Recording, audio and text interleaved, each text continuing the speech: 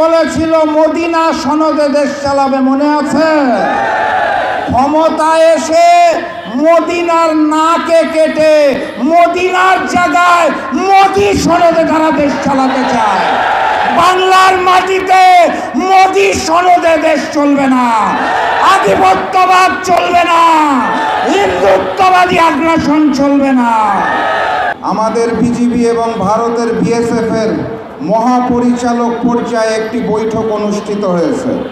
বৈঠকের পর আমাদের বিজিবি সংবাদ মাধ্যমে যেই বিজ্ঞপ্তি দিয়েছে, সেখানে পুশিনের কথা বলা আছে, সীমান্ত হত্যার কথা বলা আছে, আলহামদুলিল্লাহ। তারপরে লক্ষ্য করলাম বিজিবি বিএসএফ এর যেই যৌথ বিবৃতি, সেখানে পুশিন নামক কোনো শব্দ নাই।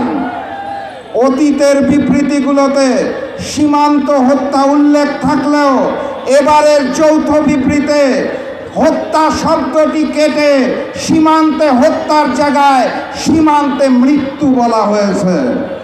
আমি তাদেরকে দোষ দিতে পারি না, কারণ আমার দেশের স্বরাষ্ট্রমন্ত্রী নিজের ভূমিকা ভুলে ভারতের মুখ্যমন্ত্রীর মতো বক্তব্য দিয়ে ভারতের সীমান্ত হত্যাকে হালাল করে দিয়েছে। সংগ্রামী সাথী এবং বন্ধুগণ, আজকের যে প্রধান অতিথি এখানে বসা, তার এলাকা খুলনায় মসজিদে ঢুকে গুলি করা হয়েছে। গাইবান্ধাতে বড় বড় মূর্তি তৈরি করা হচ্ছে, মন্দির তৈরি করা হচ্ছে, অর্থায়ন করছেন নাকি একজন এসির মিস্ত্রি। এগুলো কোনো বিচ্ছিন্ন ঘটনা নয়। সংসদে হিজাব নিয়ে কটাক্ষ করা হচ্ছে, পুশিন করা হচ্ছে, সীমান্তে হত্যা করা হচ্ছে।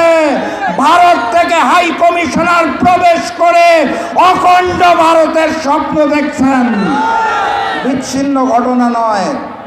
আমার দেশের সরকার নতজানু পররাষ্ট্রনীতি গ্রহণ করেছে বলে তারা নতুন করে সুযোগ নিচ্ছেন। নির্বাচনের পূর্বে বিএনপি বলেছিল মদিনা সনদে দেশ চালাবে, মনে আছে? ক্ষমতায় এসে মদিনার নাকে কেটে মদিনার জায়গায় মোদি সনদে তারা দেশ চালাতে চায়।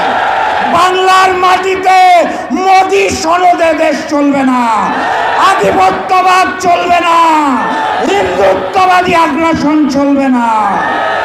প্রকৃত স্বাধীনতা এবং সার্বভৌমত্ব অর্জনের আগ পর্যন্ত আমাদের লড়াই সংগ্রাম চলছে এবং চলবে ইনশাআল্লাহ।